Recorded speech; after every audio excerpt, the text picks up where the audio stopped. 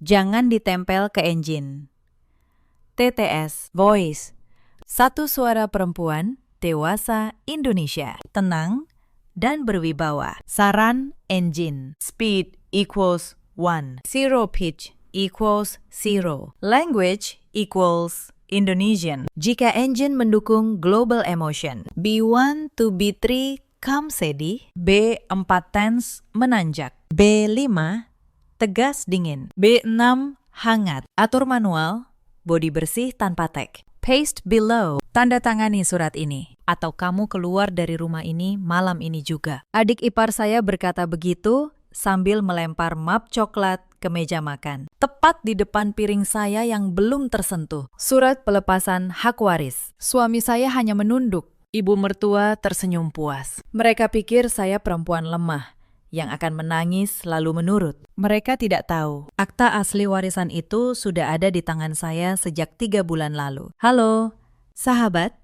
Selamat datang kembali di channel ini. Tempat kita berbagi kisah-kisah kehidupan rumah tangga yang syarat pelajaran. Sebelum cerita dimulai, tuliskan di kolom komentar Anda menyimak dari kota mana. Jangan lupa like dan subscribe agar tidak ketinggalan kisah berikutnya. Sekarang, mari kita mulai. Nama saya Maharani.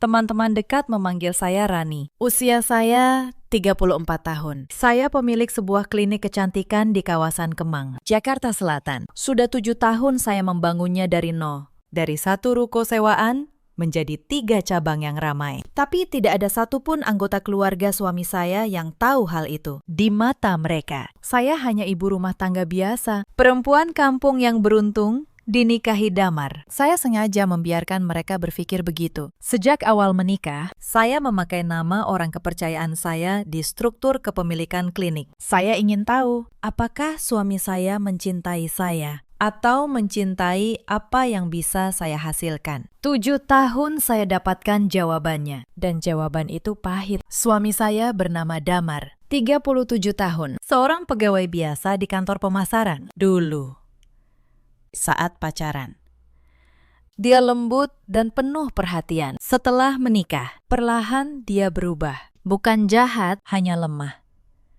Damar tidak pernah bisa menolak ibunya. Apapun yang ibunya katakan, itu menjadi hukum di rumah kami. Ibu mertua saya, Bu Sari, 61 tahun. Wanita yang selalu merasa anaknya terlalu baik untuk saya. Setiap kali kami berkumpul, ada saja kalimat sindiran yang keluar dari mulutnya. Tentang saya yang katanya tidak menghasilkan uang. Tentang saya yang katanya hanya menumpang hidup di gaji anaknya. Padahal selama ini, justru saya yang diam-diam menutupi banyak kebutuhan rumah. Lalu ada Wulan, adik ipar saya. 30 tahun, adik perempuan Damar. Dia yang paling pintar memasang wajah manis di depan dan paling tajam menusuk dari belakang. Wulan punya satu keahlian, membaca siapa yang punya uang dan bagaimana cara mengambilnya. Bapak mertua saya, Pak Hartono, adalah satu-satunya orang di keluarga itu yang pernah benar-benar baik kepada saya. Beliau pengusaha properti yang sukses di masanya. Punya beberapa petak tanah, 2 rumah,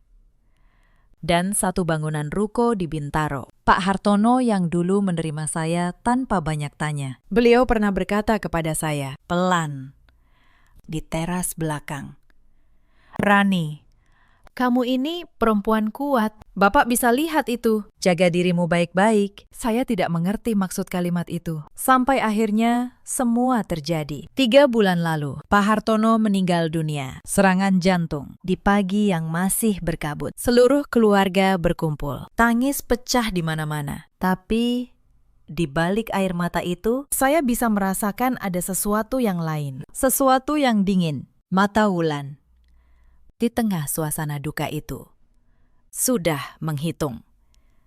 Dan benar saja, 7 hari setelah pemakaman, perang yang sebenarnya dimulai. Malam itu, Bu Sari mengumpulkan kami di ruang tengah rumah keluarga. Rumah besar Pak Hartono di kawasan Bintaro. Rumah yang kini terasa asing tanpa kehadiran beliau. Mulai minggu depan, kalian berdua pindah ke sini, kata Bu Sari, menatap Damar. Ibu sendirian sekarang. Tidak pantas anak sulung tinggal jauh dari ibunya. Saya dan Damar punya rumah sendiri di Bekasi. Rumah kecil yang saya cicil diam-diam. Saya menatap suami saya, berharap dia menolak. Tapi Damar hanya mengangguk. Baik. Bu, kami akan pindah, jawabnya tanpa menoleh kepada saya. Saya menahan napas. Saya tahu ini bukan soal kasih sayang seorang anak kepada ibunya. Ini soal sesuatu yang lain. Tapi saya diam. Saya selalu diam. Untuk saat itu. Seminggu kemudian, kami pindah. Hari pertama di rumah itu, saya sudah merasakan dinginnya. Kamar yang diberikan kepada kami adalah kamar paling kecil di belakang, dekat dapur. Sementara Wulan yang belum menikah menempati kamar utama yang dulu milik Pak Hartono dan Bu Sari. Kamu kan cuma menumpang, kata Wulan sambil tersenyum manis saat saya bertanya. Yang penting ada tempat tidur, kan?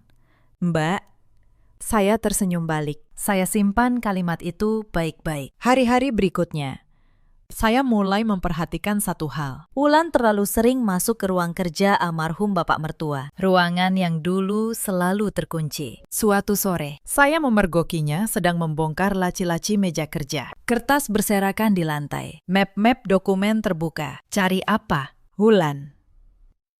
Tanya saya pelan dari ambang pintu. Dia tersentak, tapi dengan cepat memasang wajah tenang. Cari surat-surat tanah bapak. Mbak, kan harus diurus. Mbak, nggak usah ikut campur, ya. Ini urusan keluarga. Keluarga kandung, kata itu menusuk. Keluarga kandung. Seolah 7 tahun saya bukan apa-apa. Saya mundur. Tapi malam itu, saya tahu apa yang sedang mereka cari. Mereka mencari surat warisan, akta tanah dan rumah peninggalan Pak Hartono. Dan mereka belum menemukannya. Karena dokumen-dokumen itu tidak ada di rumah ini. Mereka ada di tempat lain. Di tempat yang hanya saya dan satu orang lagi yang tahu. Beberapa hari kemudian, Wulan mengubah caranya. Tiba-tiba, dia menjadi ramah. Mengajak saya mengobrol. Membuatkan saya teh. Bertanya tentang masa kecil saya. Mbak Rani, dulu kerja apa sih sebelum nikah sama Mas Damar? Tanyanya suatu pagi, sambil pura-pura sibuk memotong buah. Cuma kerja kecil-kecilan. Wulan, jawab saya datar. Punya tabungan? Enggak. Atau aset gitu. Siapa tahu bisa bantu-bantu keluarga. Dia tertawa kecil, seolah bercanda. Tapi matanya tidak bercanda. Saya tahu permainan ini. Dia sedang mengukur seberapa banyak yang bisa diperas dari saya. Saya pun memberinya jawaban yang dia ingin dengar. Mana punya aku, Wulan? Hidup aja dari gaji Mas Damar. Dia tersenyum lega. Dan saya tahu, saya sudah menanam umpan pertama. Sementara itu, di klinik. Hidup saya berjalan seperti biasa. Setiap pagi saya berangkat dengan alasan arisan atau membantu teman. Tidak ada yang curiga. Mbak Tutik, asisten setia saya, mengurus operasional harian. Dan diam-diam, saya menghubungi seseorang yang sangat saya percaya. Pak Bagas, notaris yang sudah lama mengurus aset-aset saya. Bu Rani, kata Pak Bagas di telepon. Suaranya hati-hati. Soal dokumen almarhum Pak Hartono yang dititipkan ke kantor saya. Apa benar ada yang ingin Ibu lakukan? Belum. Pakistan, jawab saya. Kita tunggu mereka bergerak dulu. Saya ingin tahu sampai mana mereka berani. Pak Bagas terdiam sejenak. Baik. Bu, tapi hati-hati. Mereka bisa berbahaya kalau merasa terdesak. Saya tahu itu, tapi saya juga tahu orang yang serakah akan selalu menggali lubangnya sendiri. Saya hanya perlu memberi mereka sekop. Tekanan mulai meningkat seminggu setelah itu. Ada satu kejadian yang hampir membongkar semuanya terlalu cepat. Suatu siang, Damar pulang lebih awal dari kantor. Dia tidak menemukan saya di rumah. Saat saya pulang dari klinik sore harinya, dia sudah menunggu di ruang tamu dengan wajah curiga. Kamu dari mana? Tanyanya. Tadi ibu cari kamu seharian. Katanya kamu sering keluar belakangan ini. Jantung saya sempat berdebar. Tapi saya tetap tenang. Dari rumah teman, Mas. Membantu acara arisan. Arisan terus. Sahut Wulan yang tiba-tiba muncul dari dapur. Matanya menyipit. Mbak ini kemana sih sebenarnya tiap hari? Jangan-jangan ada yang disembunyikan. Saya menatap mereka berdua. Sedikit saja saya salah bicara. Semua rencana saya bisa runtuh sebelum waktunya. Apa yang mau saya sembunyikan, Wulan? Jawab saya pelan. Saya cuma ibu rumah tangga yang membantu teman-teman. Kalau kalian tidak percaya, ya tidak apa-apa. Wulan masih menatap saya curiga. Tapi dia tidak punya bukti apa-apa. Sejak hari itu, saya lebih berhati-hati. Saya mengganti waktu kunjungan ke klinik. Saya memastikan tidak ada satupun jejak yang bisa mereka temukan. Permainan ini terlalu penting untuk saya rusak karena kecerobohan kecil. Beberapa hari kemudian, Bu Sari memanggil saya ke ruang tengah. Damar dan Wulan sudah duduk di sana. Wajah mereka serius. Rani, kata Bu Sari. Nadanya dingin. Ibu mau bicara terus terang. Soal warisan Bapak, kamu ini menantu, bukan darah daging. Jadi, sebaiknya kamu tahu diri. Semua harta Bapak itu untuk Damar dan Wulan. Kamu jangan ikut-ikutan menuntut. Saya menatap Damar. Dia tidak membela saya. Dia hanya berkata pelan, ikhlaskan saja. Rani, demi keluarga, 7 tahun pernikahan. Dan kalimat itu selalu dipakai untuk menyuruh saya mengalah. Saya mengangguk pelan. Saya mengerti. Bu, mereka pikir saya menyerah. Padahal saya hanya sedang membiarkan mereka melangkah lebih jauh ke dalam jebakan mereka sendiri. Tapi malam itu, ada hal yang tidak mereka sadari. Saya melihat Wulan menyelinap keluar rumah dengan sebuah map. Dan saya tahu kemana dia pergi. Esoknya, saya menyuruh Mbak Tutik mencari tahu. Hasilnya membuat saya tersenyum dingin. Wulan dan Damar pergi ke seorang notaris kecil di pinggiran kota. Mencoba membuat surat warisan baru. Surat yang mengalihkan seluruh aset Pak Hartono ke nama mereka berdua. Mereka berencana membuat saya menandatangani surat pelepasan hak, lalu mengesahkan warisan versi mereka. Tapi ada satu masalah besar yang tidak mereka ketahui. Akta tanah asli, sertifikat rumah, dan surat wasiat sah Pak Hartono yang ditandatangani di hadapan notaris resmi. Semuanya tidak pernah ada di rumah ini. Pak Hartono sebelum meninggal menitipkan semuanya kepada satu orang yang beliau percaya sepenuhnya, kepada saya. Beberapa hari kemudian, Bu Sari mengadakan arisan keluarga besar di rumah. Belasan kerabat datang. Tante, Om, sepupu Damar. Rumah penuh. Suara tawa dan obrolan memenuhi ruang tamu. Saya sibuk di dapur, membantu menyiapkan hidangan, seperti yang selalu mereka harapkan dari saya. Lalu, di tengah keramaian, Wulan tiba-tiba berbicara keras agar semua mendengar. Tante, Om, semua dengar ya, katanya. Mbak Rani ini kan menantu, bukan keluarga kandung. Tapi sekarang dia ngotot mau ikut warisan Bapak. Padahal dia nggak pernah nyumbang apa-apa ke keluarga ini. Seluruh ruangan menoleh ke arah saya. Saya berdiri di ambang pintu dapur, dengan nampan di tangan. Wajah-wajah itu menatap saya dengan tatapan menghakimi. Bu Sari menimpali. Suaranya melengking. Betul.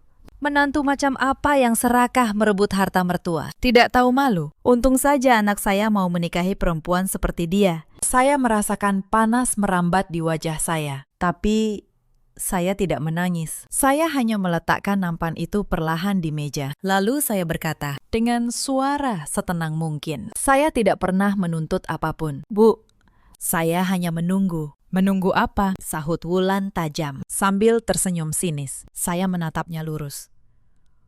Menunggu kalian selesai. Tidak ada yang mengerti maksud kalimat itu. Mereka menganggapnya gertakan kosong perempuan yang terpojok. Mereka tertawa. Wulan tertawa paling keras. Dan saya membiarkan mereka tertawa. Karena saya tahu, tawa itu tidak akan lama. Malam setelah arisan, sebelum rumah benar-benar sepi. Bu Sari memanggil saya ke ruang tengah. Hanya kami berdua. Wajahnya keras. Rani, katanya.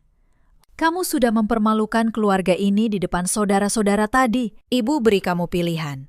Tanda tangani surat yang Wulan siapkan. Lalu kamu boleh pergi baik-baik. Atau, Ibu, usir kamu malam ini juga. Tanpa membawa apa-apa. Kamu ini cuma menumpang di rumah ini. Saya menatap perempuan tua itu. Wanita yang selama 7 tahun tidak pernah menganggap saya bagian dari keluarga. Saya akan pikirkan. Bu, jawab saya tenang. Jangan lama-lama. Katanya tajam. Kesabaran ibu ada batasnya. Saya kembali ke kamar.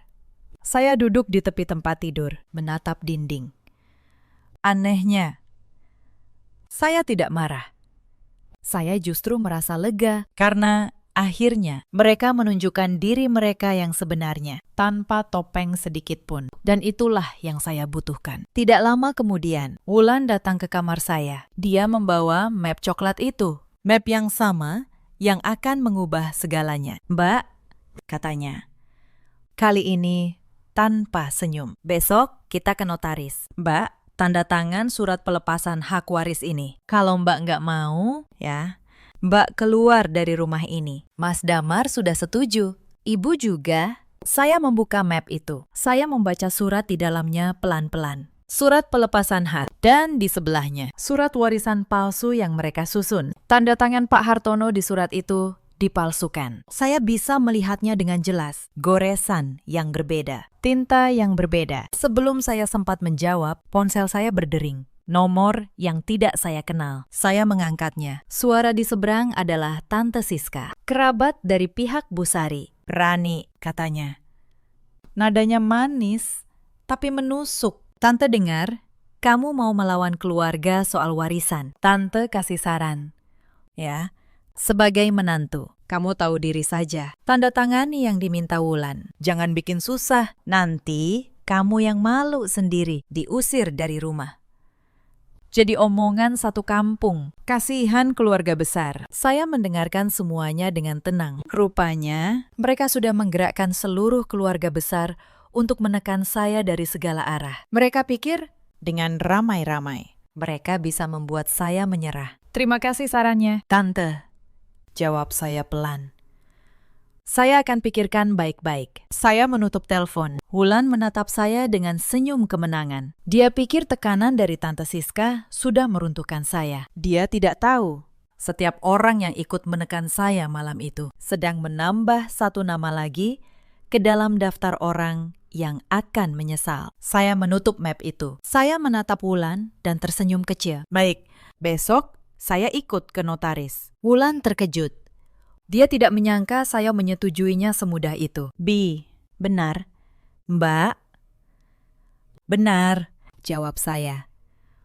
Tapi bukan ke notaris kalian, ke notaris saya. Dia menatap saya bingung. Tapi saya tidak menjelaskan apa-apa. Saya hanya menutup pintu kamar pelan-pelan. Dan untuk pertama kalinya dalam 3 bulan terakhir, saya tidur dengan tenang. Karena besok semuanya akan terbuka. Tapi sebelum sampai ke pagi itu, ada hari-hari yang harus saya lalui lebih dulu. Hari-hari yang menguji kesabaran saya sampai ke batas paling tipis. Selama tinggal di rumah Bintaro, saya diperlakukan seperti pembantu di rumah saya sendiri. Setiap pagi, saya bangun paling awal untuk menyiapkan sarapan. Setiap malam, saya yang terakhir tidur setelah membereskan semua. Wulan tidak pernah menyentuh satu piring pun. Bu Sari hanya duduk, memberi perintah. Rani, kopi ibu kurang manis, kata Bu Sari suatu pagi, mendorong cangkir itu kembali ke arah saya. Buat lagi, yang benar. Saya membuatkannya lagi, tanpa sepatah kata. Suatu malam saat makan, Wulan sengaja menjatuhkan piring ke lantai, lalu berkata santai, Mbak, tolong bersihkan. Ya, kan Mbak yang paling rajin di rumah ini. Dia tersenyum, menatap saya, menunggu saya marah. Tapi saya hanya berlutut, memunguti pecahan itu satu persatu. Saya tahu, setiap kali saya diam, mereka semakin lengah. Dan kelengahan itu yang saya butuhkan. Beberapa hari kemudian, Wulan mendekati saya lagi dengan cara halusnya. Mbak Rani, aku lagi butuh uang buat keperluan keluarga. Bisa pinjam 20 juta, nanti diganti. Kok? Saya tahu uang itu tidak akan pernah kembali. Tapi saya memberinya sebagian dengan transfer yang tercatat rapi. Setiap rupiah yang saya berikan, saya simpan buktinya. Karena saya tahu suatu hari semua catatan ini akan berbicara. Lalu ada malam ketika saya tidak bisa tidur. Saya turun ke dapur untuk minum. Dari sana, saya mendengar suara dari ruang kerja almarhum Bapak. Pintu sedikit terbuka. Saya mengintip. Wulan dan Damar duduk di sana, berbisik-bisik di atas tumpukan kertas. Pokoknya, surat ini harus jadi sebelum Rani sadar, kata Wulan pelan. Tanda tangan Bapak sudah aku tiru dari dokumen lama. Notaris kenalanku mau bantu sahkan. Yang penting Rani mau tanda tangan surat pelepasan haknya. Tapi kalau dia menolak, tanya Damar ragu. Kita usir dari rumah. Dia nggak punya apa-apa. Mau kemana dia? Wulan tertawa kecil. Saya berdiri di balik pintu. Jantung saya berdebar, tapi bukan karena takut. Saya mengeluarkan ponsel dari saku dan menekan tombol rekam. Setiap kata yang mereka ucapkan, saya simpan. Itulah malam ketika jerat mereka berubah menjadi jerat untuk diri mereka sendiri. Esok paginya, saya pergi ke klinik lebih awal dari biasanya. Saya menemui Pak Bagas secara langsung. Saya menyerahkan rekaman itu, dan saya meminta beliau menyiapkan segala dokumen yang diperlukan. Surat wasiat asli, akta-akta kepemilikan, semua bukti. Bu Rani, kata Pak Bagas saat itu, kalau Ibu mau, kita bisa hentikan ini sekarang. Ibu tinggal tunjukkan surat wasiat asli dan semua selesai. Saya menggeleng. Belum, Pakistan. Saya ingin mereka menunjukkan wajah asli mereka sepenuhnya. Saya ingin mereka sampai ke titik di mana mereka tidak bisa mundur lagi. Baru setelah itu, saya buka semuanya. Pak Bagas menatap saya dengan kagum bercampur hati-hati. Ibu perempuan yang sabar sekali. Bukan sabar, Pakistan, jawab saya. Saya hanya sedang menunggu waktu yang tepat. Dan waktu itu, akhirnya tiba. Pagi itu, sebelum semuanya bergerak, saya bangun lebih awal. Saya duduk di teras belakang, tempat yang sama di mana dulu Pak Hartono pernah berbicara kepada saya. Saya menyeruput kopi pelan-pelan. Di kepala saya, semua sudah tersusun rapi. Selama 3 bulan ini, saya tidak hanya diam. Saya bekerja, diam-diam. Saya sudah mengumpulkan banyak hal. Saya punya salinan surat warisan asli Pak Hartono yang ditandatangani di hadapan Pak Bagas, lengkap dengan materai dan saksi. Saya punya rekaman percakapan Wulan saat dia memaksa saya menandatangani surat palsu. Saya merekamnya dengan ponsel di saku. Malam, ketika dia datang ke kamar saya. Suaranya jelas, ancamannya jelas. Dan yang paling penting, saya tahu satu rahasia yang bahkan Damar pun tidak tahu. Sebelum meninggal, Pak Hartono sempat datang ke klinik saya. Bukan sebagai mertua, tapi sebagai seseorang yang akhirnya tahu siapa saya sebenarnya. Entah bagaimana, beliau menemukannya. Mungkin dari caranya memperhatikan saya selama bertahun-tahun. Hari itu, beliau duduk di ruang saya, tersenyum, dan berkata, jadi, klinik 3 cabang ini milikmu. Rani, Bapak sudah menduga, kamu memang berbeda. Saya menunduk. Tidak tahu harus berkata apa. Tapi beliau menggenggam tangan saya. Bapak titip sesuatu, katanya. Kalau Bapak sudah tiada nanti, jangan biarkan keserakahan menghancurkan apa yang Bapak bangun dengan jujur. Wulan dan ibunya. Bapak tahu watak mereka? Damar terlalu lemah. Hanya kamu yang Bapak percaya. Bapak sudah ubah wasiatnya. Saat itu saya belum mengerti sepenuhnya. Tapi sekarang saya mengerti. Pak Hartono telah mengubah surat wasiatnya. Dan dia menitipkan dokumen aslinya kepada saya melalui Pak Bagas. Itulah yang membuat saya begitu tenang. Mereka mengira mereka sedang menjebak saya. Padahal merekalah yang sejak awal sudah masuk ke dalam jebakan. Pagi itu, Wulan dan Damar sudah bersiap. Wajah mereka cerah, penuh kemenangan yang mereka kira sudah di tangan. Bu Sari ikut serta, mengenakan baju terbaiknya, seolah hendak menghadiri pesta. Ayo, Mbak, kata Wulan. Jangan lupa bawa KTP. Notaris sudah menunggu. Notaris saya juga sudah menunggu, jawab saya pelan. Bu Sari mengerutkan kening. Notaris kamu ini bicara apa? Memangnya menantu seperti kamu punya notaris? Saya hanya tersenyum. Ibu akan tahu sebentar lagi. Kami berangkat dengan 2 mobil. Mereka mengira saya hanya akan mengekor. Tapi di tengah perjalanan, saya menyuruh supir taksi yang saya pesan untuk mengarah ke alamat yang berbeda. Sebuah gedung perkantoran yang rapi di kawasan Sudirman. Kantor notaris Pak Bagas. Wulan menelpon saya dengan panik. Mbak, Mbak kemana? Notaris kita di arah sebaliknya. Susul saya ke alamat yang saya kirim. Jawab saya tenang. Lalu menutup telepon. Setengah jam kemudian, mereka tiba. Wajah mereka kebingungan saat melihat gedung megah itu. Wulan, Damar, dan Bu Sari melangkah masuk dengan ragu. Resepsionis mengantar mereka ke sebuah ruang rapat besar dengan meja kayu panjang dan kursi-kursi kulit.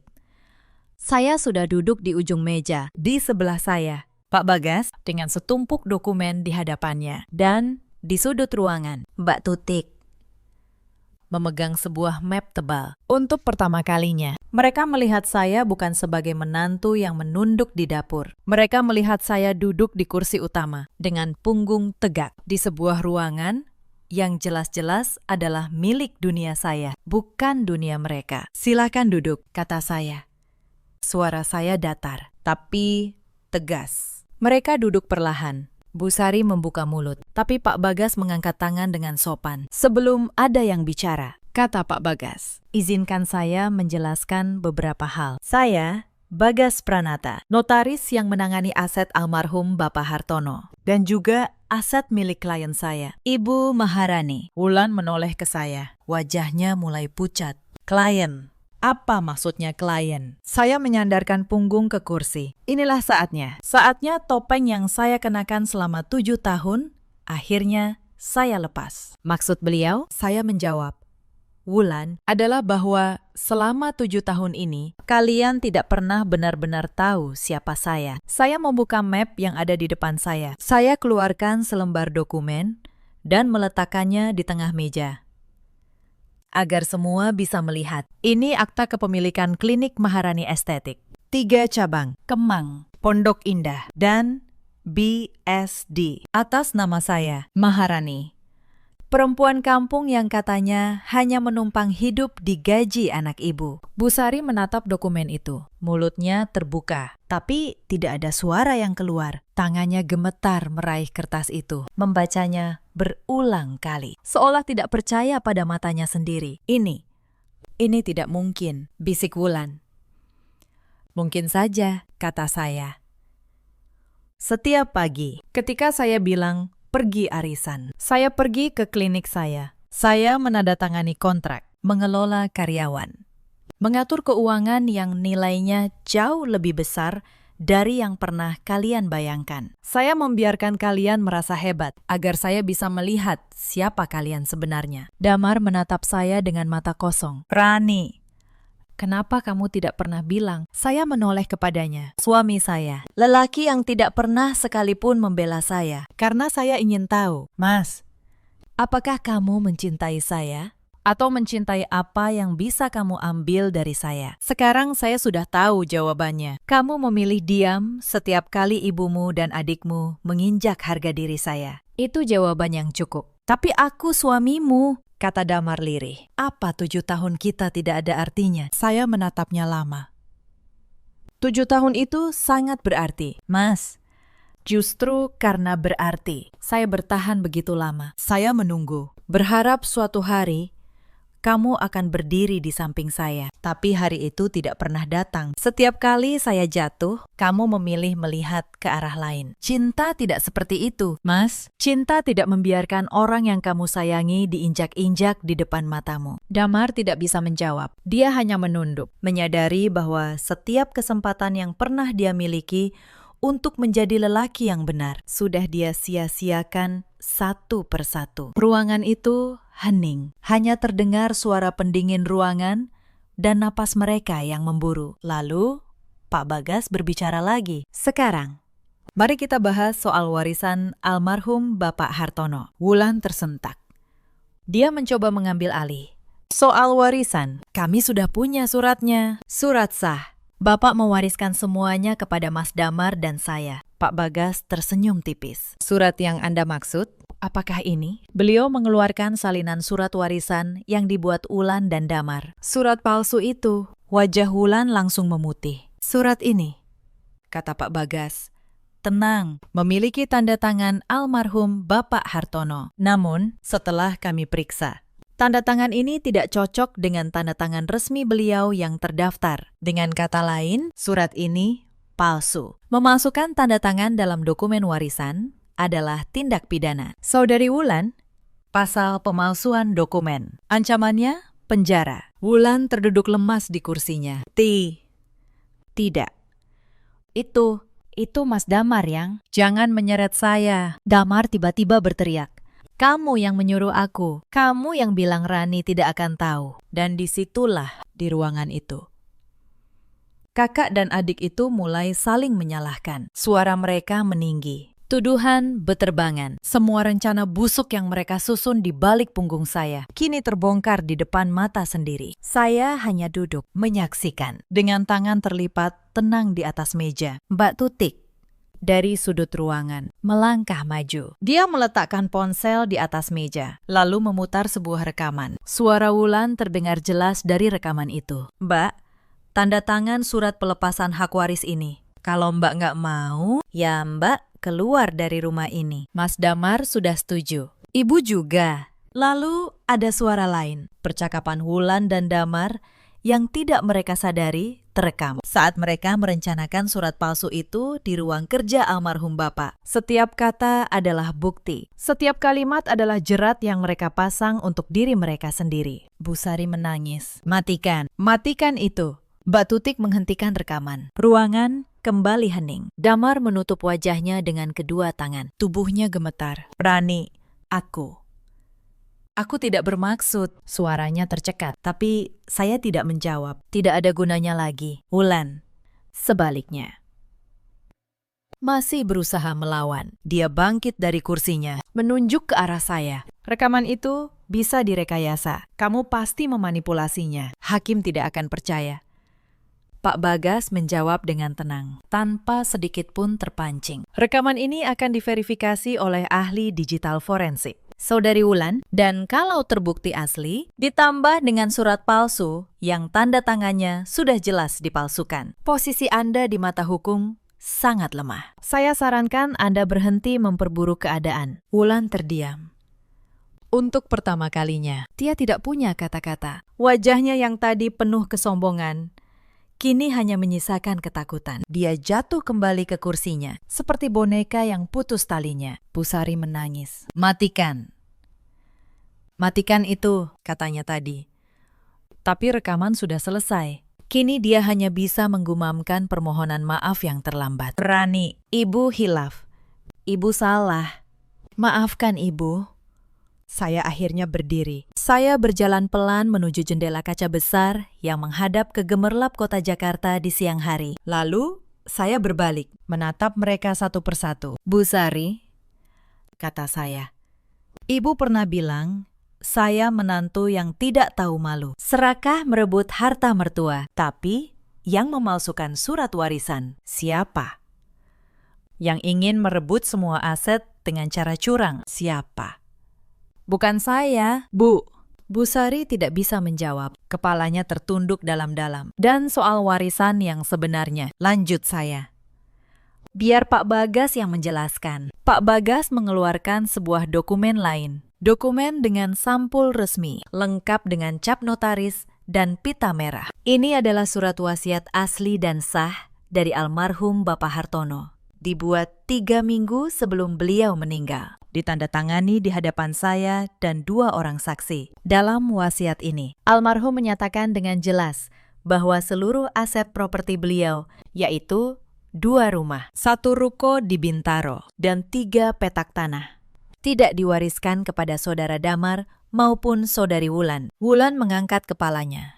Matanya membelalak. Lalu, kepada siapa? Pak Bagas menatapnya. Seluruhnya diwariskan kepada Ibu Maharani, menantu beliau, dengan 1 pesan tertulis dari almarhum yang akan saya bacakan. Beliau membuka lembar terakhir, lalu membaca dengan suara pelan namun jelas. Kepada Rani, satu-satunya orang di keluarga ini yang Bapak percaya. Bapak tahu kamu tidak butuh harta ini, tapi Bapak titipkan kepadamu agar harta ini tidak jatuh ke tangan yang serakah. Gunakan dengan bijak dan maafkan keluarga Bapak yang tidak pernah menghargaimu. Air mata akhirnya jatuh dari mata saya. Bukan air mata kesedihan, tapi air mata seorang yang akhirnya dihargai oleh satu-satunya orang yang pernah benar-benar melihat saya. Tapi mereka tidak menyerah semudah itu. Keserakahan tidak pernah menyerah dalam diam. 3 hari setelah pertemuan di kantor notaris, sesuatu terjadi yang membuat saya tahu. Mereka masih berusaha melawan. Mbak Tutik datang ke klinik dengan wajah cemas. "Bu Rani," katanya, "ada yang aneh."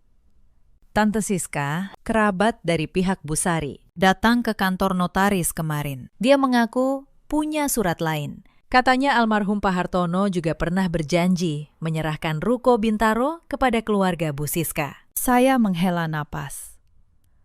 Tante Siska, saya mengenalnya. Salah satu kerabat yang paling sering ikut menyindir saya di acara keluarga. Rupanya, mereka mencoba membuat klaim palsu baru, berharap bisa mengambil setidaknya sebagian dari aset yang sudah jatuh ke tangan saya secara sah. Saya menelpon Pak Bagas, Pakistan. Mereka membuat klaim baru. Tante Siska. Pak Bagas menjawab tenang. "Saya sudah dengar, Bu. Tapi klaim itu tidak punya dasar hukum. Tidak ada dokumen tertulis, hanya pengakuan lisan di mata hukum.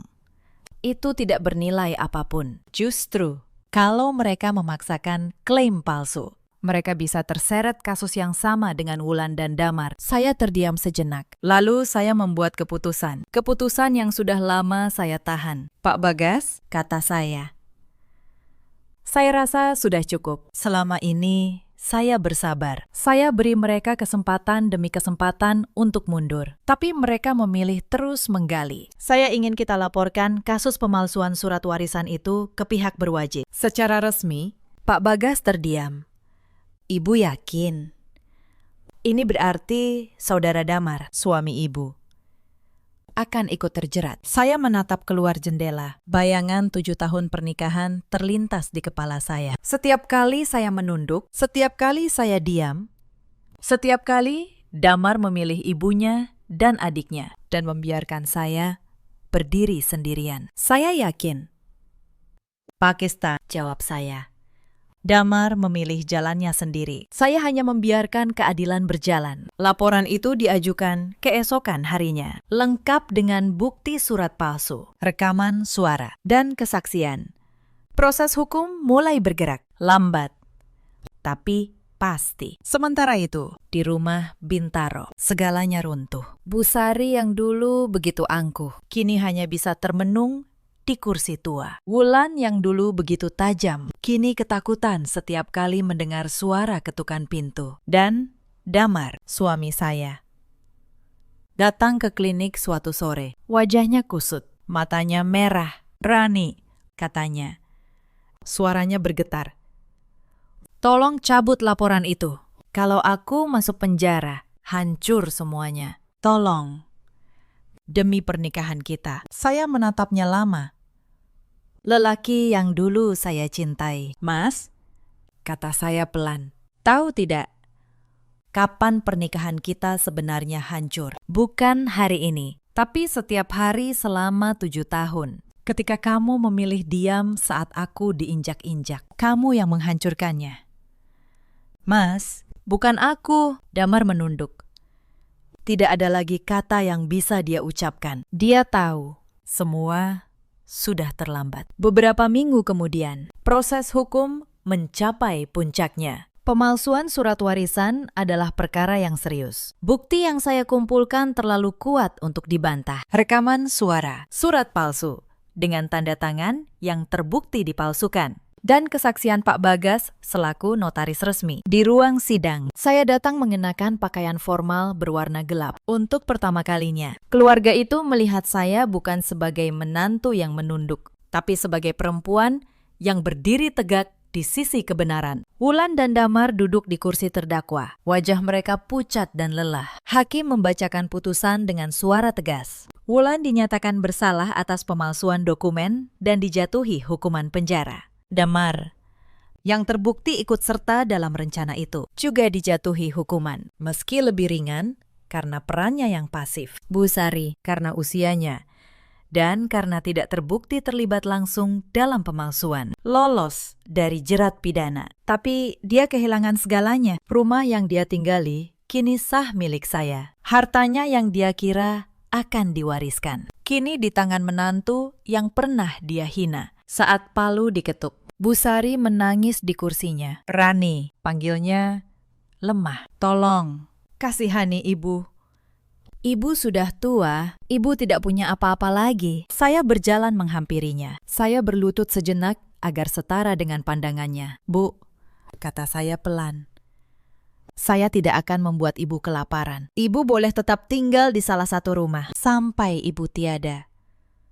Itu bukan karena ibu pantas, tapi karena almarhum Bapak Hartono adalah orang baik dan saya tahu beliau tidak akan ingin ibu terlantar. Itu pemberian saya, bukan hak ibu. Bu Sari menangis lebih keras. Tapi kali ini bukan tangis kesombongan, tapi tangis seorang yang akhirnya mengerti betapa jauh keserakahan telah membawanya jatuh. Hari-hari setelah sidang itu berjalan lebih tenang dari yang pernah saya bayangkan. Untuk pertama kalinya dalam 7 tahun, saya bisa bernapas tanpa harus mengukur setiap kata yang saya ucapkan, tanpa harus menunduk di sudut dapur, tanpa harus berpura-pura menjadi orang yang bukan diri saya. Saya kembali ke klinik dengan kepala tegak. Saya tidak lagi menyembunyikan siapa saya. 3 cabang itu kini berkembang menjadi 5. Saya membuka cabang baru di Bintaro, tidak jauh dari rumah yang kini sah menjadi milik saya. Dan di Ruko Bintaro, peninggalan Pak Hartono, saya membuka sebuah klinik kesehatan kecil yang melayani warga sekitar dengan biaya terjangkau. Saya ingin nama beliau dikenang sebagai orang baik, bukan sebagai harta yang diperebutkan. Saya juga menjemput ibu kandung saya dari kampung, perempuan yang selama ini hidup sederhana, yang dulu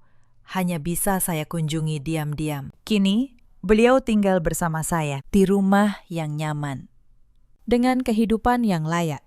Setiap pagi, saya menyeduh teh untuknya, dan kami duduk bersama di teras, menikmati matahari pagi yang hangat. Saya pun tidak melupakan orang-orang yang pernah berdiri di sisi saya. Mbak Tutik, asisten setia yang selama bertahun-tahun menjaga rahasia saya tanpa pernah mengeluh. Saya angkat menjadi manajer operasional seluruh cabang. Saya beri dia rumah, agar hidupnya tidak lagi susah. Bu Rani, saya tidak tahu harus berkata apa, ucapnya sambil menangis haru. Saya hanya tersenyum. Kesetiaan harus dibalas dengan kebaikan. Mbak, itu sudah seharusnya. Pak Bagas pun tetap menjadi penasihat hukum terpercaya saya. Beliau pernah berkata, Bu Rani, dari sekian banyak klien yang pernah saya tangani, jarang ada yang sesabar sekaligus setegas ibu. Saya tertawa kecil mendengarnya karena saya tahu kesabaran tanpa ketegasan hanya akan dimanfaatkan dan ketegasan tanpa kesabaran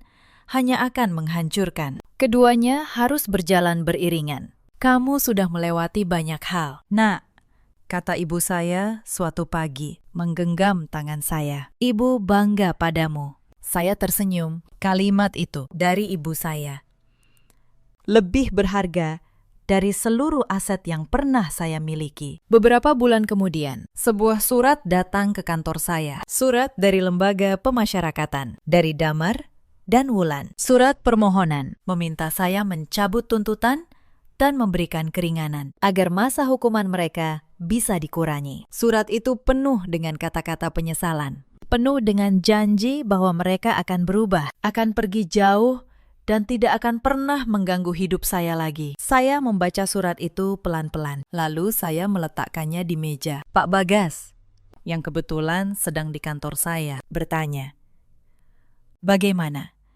Bu, apakah ibu akan menandatangani surat perdamaian?" Saya berjalan menuju jendela. Saya menatap kota Jakarta yang luas di bawah sana. Saya memikirkan kembali semua yang telah terjadi. Setiap penghinaan. Setiap kali saya menelan rasa sakit dalam diam. Setiap kali saya memilih bersabar. Tidak.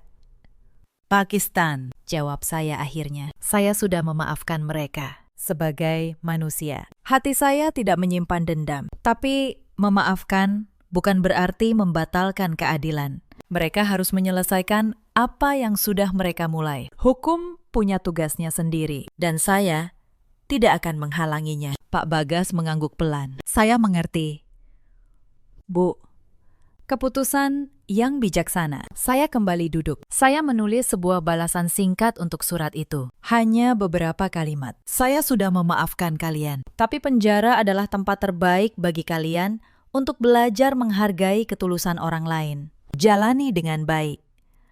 Jangan pernah lagi memandang rendah seseorang hanya karena kalian pikir dia lemah. Saya menyerahkan surat itu kepada Pak Bagas untuk dikirimkan. Dan dengan itu, sisa terakhir dari masa lalu saya akhirnya benar-benar selesai. Hidup saya melangkah maju. Klinik saya terus berkembang. Ibu saya hidup bahagia di sisi saya. Dan rumah yang dulu menjadi tempat saya dihina, kini menjadi tempat saya membangun sesuatu yang baik. Saya mengubah luka menjadi kekuatan, dan saya tidak pernah lagi menunduk di hadapan siapapun. Suatu sore, beberapa bulan setelah semuanya berlalu, saya duduk sendiri di teras belakang rumah Bintaro, teras yang sama. Tempat dulu Pak Hartono pernah berkata bahwa saya perempuan kuat. Matahari mulai turun, mewarnai langit dengan jingga yang lembut. Saya menyeruput teh. Dan untuk pertama kalinya, saya merasa benar-benar damai. Cerita ini mengajarkan kita banyak hal. Jangan pernah menilai seseorang dari apa yang tampak di permukaan. Perempuan yang kalian kira lemah, yang kalian suruh ke dapur, yang kalian hina sebagai penumpang, bisa jadi adalah orang yang paling kuat di antara kalian semua. Dan jangan pernah membiarkan keserakahan membutakan mata hati. Karena harta yang direbut dengan cara curang tidak akan pernah membawa ketenangan. Ia hanya akan berujung pada kehancuran. Di luar sana, ada banyak perempuan yang seperti saya dulu, yang menelan rasa sakit dalam diam, yang dianggap tidak berharga di rumah yang mereka jaga dengan sepenuh hati. Kepada kalian, saya ingin berkata, kekuatan kalian bukan pada seberapa keras kalian melawan, tapi pada seberapa tenang kalian bertahan sambil mempersiapkan diri. Kebenaran tidak perlu berteriak, ia hanya perlu menunggu waktunya. Ada juga banyak suami seperti Damar di luar sana. Lelaki yang bukan jahat, hanya lemah. Yang memilih diam saat istrinya diinjak-injak dengan dalih demi keluarga. Tapi diam di hadapan ketidakadilan bukanlah kebaikan. Itu adalah pengkhianatan yang paling halus. Dan setiap pilihan, sekecil apapun, selalu punya harganya sendiri. Dan ada pula para ibu mertua serta saudara seperti Bu Sari dan Wulan yang memandang menantu sebagai orang asing yang boleh diperas dan dibuang. Yang lupa bahwa keluarga sejati dibangun di atas kasih, bukan di atas harta. Pada akhirnya, keserakahan mereka sendiri yang menghancurkan mereka. Damar dan Wulan kini menjalani masa hukuman mereka, merenungkan setiap perbuatan yang telah mereka lakukan. Bu Sari hidup dalam kesunyian, dengan penyesalan yang tidak akan pernah bisa dia tebus. Sementara saya, perempuan yang dulu mereka kira lemah, kini berdiri tegak sebagai pemilik atas hidup saya sendiri. Bukan karena harta yang saya warisi, tapi karena harga diri yang tidak pernah saya jual. Sekalipun dalam masa-masa tergelap saya, dalam hidup, kita semua punya pilihan. Kita bisa memilih untuk membalas dengan kebencian, atau kita bisa memilih untuk membiarkan kebenaran dan keadilan berjalan dengan caranya sendiri. Saya memilih yang kedua, dan saya tidak pernah menyesalinya. Bagaimana dengan kalian? Apakah kalian pernah berada di posisi seperti saya? Dianggap remeh oleh orang-orang terdekat. Ceritakan kisah kalian di kolom komentar. Mungkin cerita kalian bisa menjadi kekuatan bagi orang lain yang sedang berjuang dalam diam. Terima kasih sudah menemani sampai akhir. Jangan lupa, sebaik-baik balasan adalah ketika kita bangkit menjadi pribadi yang lebih kuat, tanpa harus kehilangan kebaikan hati kita. Sampai jumpa di kisah berikutnya. Suara gelas pecah itu masih saya ingat sampai sekarang. Malam itu, di hadapan 200 tamu, ibu mertua saya menyiramkan segelas anggur merah ke wajah saya. Cairan dingin mengalir dari dahi sampai dagu. Gaun saya basah. Riasan saya luntur. Pelayan tetap pelayan, katanya keras, sambil tersenyum pada para tamu. Walau sudah 5 tahun, dia tidak pernah pantas berdiri di acara keluarga kami. Tamu-tamu tertawa kecil. Suami saya berdiri di samping ibunya. Dia tidak melihat ke arah saya. Dia hanya menunduk, seolah saya tidak ada. Saya menyeka wajah dengan punggung tangan. Saya tidak menangis. Saya hanya menatap perempuan tua berkalung berlian itu, lalu menatap suami saya yang bungkam. Mereka pikir mereka sedang merayakan ulang tahun ibu mertua di ballroom termewah kota. Mereka tidak tahu satu hal kecil, gedung ini, perusahaan ini, dan setiap rupiah yang mereka hambur-hamburkan malam ini. Semuanya milik saya. Halo, sahabat kisah. Selamat datang kembali di kanal ini. Kisah malam ini tentang seorang perempuan yang dianggap tidak berharga selama 5 tahun. Sampai pada satu malam, dia memutuskan untuk berhenti diam. Jika kalian pernah merasa diremehkan oleh orang yang seharusnya menyayangi kalian, kisah ini untuk kalian. Mari kita mulai. Nama saya Anindya Wijaya, 32 tahun. Bekerja sebagai komisaris di sebuah perusahaan konstruksi di Jakarta. Sudah 5 tahun menjadi istri, dan sudah 5 tahun pula menyembunyikan siapa saya sebenarnya. Orang-orang di keluarga suami saya memanggil saya menantu pendiam. Mereka tidak tahu betapa banyak yang saya simpan di balik diam itu. Saya menikah dengan Raka Pranata 5 tahun lalu. Saat itu, dia hanya seorang manajer proyek biasa di sebuah perusahaan kecil. Saya bertemu dengannya di sebuah seminar bisnis. Dia sopan, dia rajin, dan dia tidak tahu siapa saya. Itu yang membuat saya tertarik. Raka menyukai saya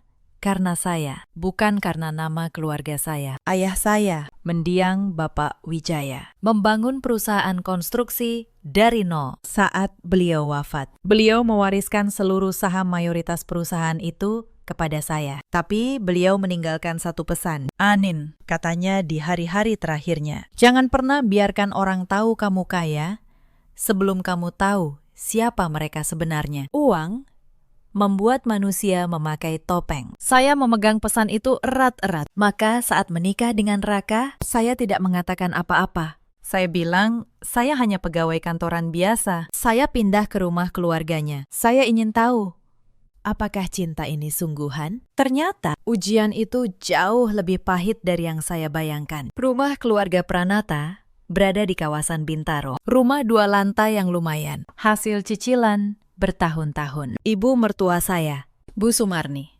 68 tahun, adalah ratu di rumah itu. Hari pertama saya pindah, beliau menatap saya dari atas ke bawah. Kamu anak orang susah, ya? Tanyanya. Raka bilang, kamu cuma pegawai biasa. Ya, tidak apa-apa. Asal kamu tahu diri. Saya hanya tersenyum. Iya. Bu, di rumah ini ada aturan, lanjut beliau sambil duduk di kursi besarnya. Yang masuk ke keluarga ini harus tahu posisinya. Saya ratu di rumah ini. Suamimu anak kesayangan saya. Dan kamu menantu. Ada di urutan paling bawah. Mengerti? Mengerti, Bu, jawab saya. Beliau lalu menyerahkan saya selembar kertas. Daftar tugas harian. Bangun jam 4. Masak.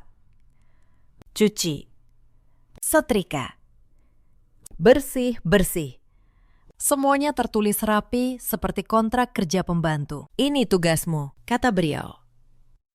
Kerjakan dengan baik, dan mungkin saya akan mulai menerimamu. Kalau tidak, jangan harap. Saya menerima kertas itu. Saya membacanya pelan. Di kepala saya terlintas pikiran bahwa di kantor, sayalah yang biasa membuat kontrak kerja, bukan menerimanya. Tapi saya hanya melipat kertas itu dan memasukkannya ke saku. Saya pikir, mungkin beliau hanya butuh waktu untuk mengenal saya. Saya salah. Sejak hari itu, saya menjadi pembantu tanpa upah di rumah sendiri. Bangun jam 4 pagi, menyiapkan sarapan untuk seluruh keluarga, mencuci, menyetrika, membersihkan rumah, lalu berangkat kerja, dan pulang untuk menyiapkan makan malam lagi. Mereka tidak tahu saya berangkat ke kantor sebagai komisaris perusahaan. Bagi mereka, saya hanya pergi kerja kecil-kecilan di kantoran. Adik ipar saya, Ratih, 29 tahun, paling senang menyuruh-nyuruh saya. Dia belum menikah dan tinggal di rumah itu. Mbak Anin, kopi, katanya tanpa menoleh, sambil main ponsel di sofa. Yang pamas, jangan kayak kemarin. Saya membuatkannya kopi. Saya selalu membuatkannya kopi. Suatu malam, saya mendengar Bu Sumarni bicara dengan Ratih di dapur. Mereka tidak tahu saya ada di balik pintu. Untung, Raka dapat istri yang penurut, kata Bu Sumarni. Walau dari keluarga miskin, setidaknya dia bisa dipakai untuk urus rumah. Lumayan. Hemat gaji pembantu. Tapi Bu, dia kan menantu, bukan babu, kata Rati sambil tertawa. Sama saja, jawab ibu mertua saya. Selama dia tidak bawa apa-apa ke keluarga ini. Posisinya ya di bawah. Saya berdiri di balik pintu, mendengar setiap kata. Dada saya terasa sesak. Tapi saya tidak masuk. Saya hanya kembali ke kamar dengan langkah pelan. Malam itu, saya menatap langit-langit kamar. Saya berpikir tentang Raka. Apakah dia tahu ibunya bicara seperti itu? Apakah dia akan membela saya? Keesokan harinya, saya tahu jawabannya. Saat sarapan, Bu Sumarni sengaja menumpahkan teh ke lantai. Anin, lap itu. Jorok sekali, katanya. Saya berlutut membersihkan lantai. Raka melihatnya. Dia hanya minum kopinya dan membaca koran. Dia tidak berkata apa-apa. Saat itu, sesuatu di dalam diri saya mulai dingin. Tahun pertama, saya masih berharap. Saya pikir jika saya cukup sabar, mereka akan melihat saya sebagai keluarga. Saya rajin. Saya hormat. Saya tidak pernah membantah. Tapi semakin saya merendah, semakin mereka menginjak. Insiden pertama yang benar-benar melukai saya terjadi di bulan ketiga pernikahan. Saat itu hari raya. Seluruh kerabat besar keluarga Pranata berkumpul di rumah Bintaro. Lebih dari 20 orang. Saya memasak dari subuh sampai sore tanpa berhenti. Opor ayam, rendang, ketupat. Semuanya saya kerjakan sendiri. Saat semua orang makan di ruang tengah, saya tidak diberi tempat duduk. Saya berdiri di pintu dapur, menunggu kalau-kalau ada yang minta tambah nasi. Anin, panggil Bu Sumarni di depan semua kerabat. Kamu makan di dapur saja, ya. Meja ini untuk keluarga inti. Bibi-bibi dan om-om Raka tersenyum kecil. Tidak ada yang membela saya. Raka sendiri sibuk makan. Pura-pura tidak dengar. Saya makan sendirian di dapur. Di bangku plastik kecil, dari piring yang sudah retak. Sementara di ruang tengah, mereka tertawa-tawa. Air mata saya jatuh ke atas nasi. Tapi saya tidak bersuara, saya hanya menelan. Bersama rasa pahit di dada. Insiden kedua, beberapa minggu kemudian, soal uang. Saya membelikan Bu Sumarni sebuah selendang sutra sebagai hadiah dari gaji yang saya sisihkan. Saya ingin meluluhkan hatinya. Beliau membuka bungkusnya, melihat selendang itu sebentar, lalu melemparnya ke meja. Murahan, katanya.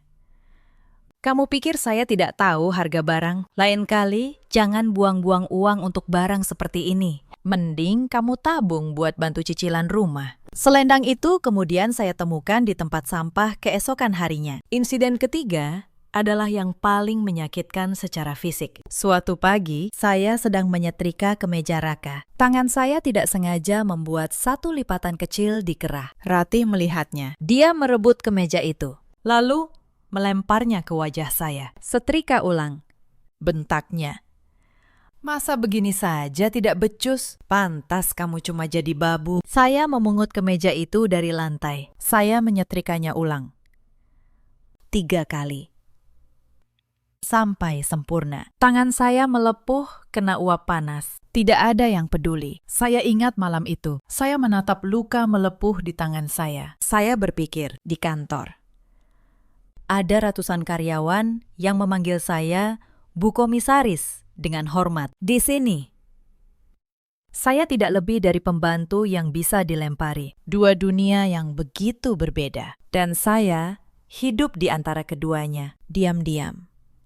Tapi semakin saya merendah, semakin mereka menginjak. Setiap kebaikan saya dianggap kelemahan. Setiap diam, saya dianggap kebodohan. Perusahaan saya, sementara itu, tumbuh pesat. Di bawah pengawasan saya, perusahaan konstruksi keluarga Wijaya memenangkan proyek demi proyek. Nilainya menyentuh ratusan miliar. Tapi tidak ada satupun dari keluarga Pranata yang tahu. Sampai suatu hari, takdir bermain dengan cara yang aneh. Raka pulang dengan wajah berseri-seri. Bu, Aku dapat tawaran kerja besar, katanya pada ibunya. Sebuah perusahaan konstruksi besar mau merekrut aku jadi direktur proyek. Gajinya 3 kali lipat. Bu Sumarni langsung memeluk anaknya. Anakku memang hebat. Perusahaan apa itu? Namanya Wijaya Karya Konstruksi, kata Raka. Saya yang sedang menyajikan makanan, hampir menjatuhkan piring. Itu perusahaan saya. Saya tahu persis, tim rekrutmen saya memang sedang mencari direktur proyek baru. Mereka tidak tahu Raka adalah suami saya, karena di kantor saya tidak pernah memakai nama Pranata. Saya tetap memakai nama Wijaya. Malam itu, saya duduk lama di meja kerja kecil di kamar. Saya bisa saja menghentikan rekrutmen itu, tapi saya memilih diam. Saya ingin melihat sejauh mana topeng keluarga ini akan terbuka. Raka diterima. Dia mulai bekerja di perusahaan saya, tanpa tahu bahwa istri yang dia suruh mencuci kakinya setiap malam adalah pemilik perusahaan itu. Dan disinilah semuanya mulai berubah. Tapi sebelum saya bercerita tentang perubahan itu, ada satu hal yang harus saya ceritakan. Hal yang sampai hari ini masih menyisakan luka paling dalam di hati saya. Di tahun kedua pernikahan, saya hamil. Saya ingat betapa bahagianya saya saat melihat 2 garis di alat tes itu. Saya pikir mungkin anak ini akan mengubah segalanya. Mungkin dengan adanya cucu, hati Bu Sumarni akan melunak. Mungkin Raka akan menjadi lelaki yang bertanggung jawab. Saya menyampaikan kabar itu saat makan malam. Saya berharap kebahagiaan. Yang saya dapat adalah kedinginan. Hamil, kata Bu Sumarni, nyaris tanpa ekspresi. Ya, asal kamu tetap kerjakan tugas rumah. Jangan jadikan kehamilan alasan untuk malas. Dulu saya hamil sambil tetap bekerja keras. Tidak ada ucapan selamat, tidak ada pelukan. Hanya peringatan agar saya tetap menjadi pembantu. Saya tetap bekerja, saya tetap bangun subuh, tetap mengangkat ember cucian yang berat, tetap membersihkan rumah 2 lantai itu seorang diri. Perut saya semakin membesar, tapi beban saya tidak pernah berkurang. Di usia kandungan 5 bulan, terjadi sesuatu yang tidak akan pernah saya maafkan. Hari itu, Bu Sumarni menyuruh saya membersihkan gudang di lantai atas. Gudang penuh kardus dan perabot berat. Saya bilang saya pusing dan perut saya terasa kencang. Alasan, kata beliau, dulu saya kerja sampai hari melahirkan. Kamu manja sekali. Naik, bersihkan gudang itu sekarang. Saya naik. Saya mengangkat kardus-kardus berat itu. Saat saya memindahkan sebuah lemari kecil, tiba-tiba perut saya terasa sakit luar biasa. Pandangan saya menggelap. Saya merasakan sesuatu yang hangat mengalir. Saya berteriak minta tolong. Tidak ada yang datang cukup cepat. Saya kehilangan anak saya hari itu di rumah sakit. Saya berbaring sendirian. Raka datang sebentar, lalu pergi lagi. Karena katanya ada urusan kantor. Bu Sumarni tidak datang sama sekali. Saat saya pulang, beliau hanya berkata, mungkin memang belum rezeki. Lagi pula kamu memang lemah malam itu di kamar. Saya tidak menangis lagi. Saya sudah kehabisan air mata. Saya hanya menatap langit-langit dengan satu perasaan yang dingin dan jernih. Sejak malam itu, harapan saya pada keluarga ini mati. Yang tersisa hanya satu pertanyaan. Sampai sejauh mana mereka akan menunjukkan wajah asli mereka? Saya memutuskan untuk menunggu dan melihat sampai habis. Dan disinilah semuanya mulai berubah. Dengan jabatan baru, Raka, keluarga Pranata merasa naik kelas. Bu Sumarni mulai membual ke tetangga bahwa anaknya direktur perusahaan besar. Rati membeli tas-tas mahal dengan kartu kredit yang tagihannya dibayar Raka. Dan saya, posisi saya di rumah itu justru semakin rendah. Sekarang, Raka sudah jadi orang penting, kata Bu Sumarni suatu malam saat makan. Anin, kamu harus lebih tahu diri. Jangan sampai kamu memalukan dia di depan kolega-koleganya. Iya, Bu, jawab saya. Mulai sekarang, kalau ada acara perusahaan, kamu tidak usah ikut, lanjutnya. Kamu kan tidak bisa bicara bahasa orang berkelas, nanti malah bikin malu. Saya menunduk. Di dalam hati, saya tersenyum getir. Acara perusahaan yang dia maksud. Saya yang menandatangani anggarannya. Tapi yang paling menyakitkan, bukan ibu mertua saya. Yang paling menyakitkan adalah Raka. Ada satu peristiwa lagi. Tak lama setelah Raka mendapat jabatan barunya, yang membuat saya benar-benar yakin bahwa lelaki ini tidak pernah menganggap saya sebagai istri. Suatu malam, Raka mengadakan jamuan makan di rumah untuk beberapa kolega kantornya. Orang-orang penting, katanya. Dia menyuruh saya memasak untuk 10 orang, tapi melarang saya ikut duduk. Kamu di dapur saja, katanya. Antar makanan, lalu kembali. Jangan banyak bicara. Aku tidak mau kolegaku tahu istriku cuma ibu rumah tangga yang tidak punya pendidikan tinggi. Saya menahan diri. Saya memasak hidangan terbaik. Saat saya mengantar makanan, salah satu kolega Raka, seorang perempuan, melihat saya. Oh, ini istrimu, Raka, tanyanya ramah. Sebelum saya sempat menjawab, Raka tertawa. Bukan. Dia pembantu kami. Istri saya sedang istirahat di kamar. Kurang enak badan. Saya berdiri di sana, memegang nampan. Dengan senyum membeku. Suami saya menyebut saya pembantu di hadapan tamunya. Di rumah kami sendiri. Saya kembali ke dapur. Saya meletakkan nampan itu. Tangan saya gemetar. Bukan karena sedih, tapi karena marah yang sudah tidak bisa lagi saya rasakan sepenuhnya. Hati saya sudah terlalu mati rasa. Beberapa hari setelah itu, terjadi hal yang lebih jauh lagi. Bu Sumarni dan Raka memanggil saya ke ruang tengah. Di atas meja, ada selembar surat. Anin, tanda tangani ini, kata Bu Sumarni. Saya membaca surat itu. Isinya sebuah pernyataan bahwa jika terjadi perceraian, saya tidak berhak atas harta apapun dari keluarga Pranata, termasuk rumah dan aset Raka. Kenapa saya harus tanda tangan ini? Tanya saya. Karena Raka sekarang orang penting, kata Bu Sumarni. Kami harus melindungi harta keluarga dari orang luar sepertimu. Kamu kan tidak bawa apa-apa ke keluarga ini, jadi wajar kalau kamu juga tidak boleh ambil apa-apa. Saya menatap surat itu. Saya hampir tertawa. Mereka takut saya akan mengambil harta mereka. Padahal seluruh harta yang mereka banggakan justru berasal dari uang saya yang mereka curi. Saya mengambil pulpen dan saya menandatanganinya tanpa ragu. Nah, begitu, kata Bu Sumarni puas. Sekarang kamu tahu posisimu. Saya tersenyum dalam hati. Surat itu justru menjadi bukti tambahan betapa busuknya niat mereka. Saya menyimpan salinannya. Suatu hari, surat ini akan berbalik melawan mereka. Tapi yang paling menyakitkan, sungguh, adalah Raka. Suatu malam, saya menemukan struk di saku jasnya saat hendak mencuci. Struk hotel. Tanggalnya minggu lalu, saat dia bilang lembur di luar kota. Tangan saya gemetar. Saya tidak langsung menuduh. Saya menyimpan struk itu. Beberapa hari kemudian, saya pulang lebih awal dari kantor. Saat melewati sebuah kafe mahal di kawasan Kemang, saya melihatnya. Raka sedang duduk berhadapan dengan seorang perempuan muda. Mereka tertawa. Tangan mereka bersentuhan di atas meja. Saya berhenti di balik dinding kaca. Saya tidak masuk.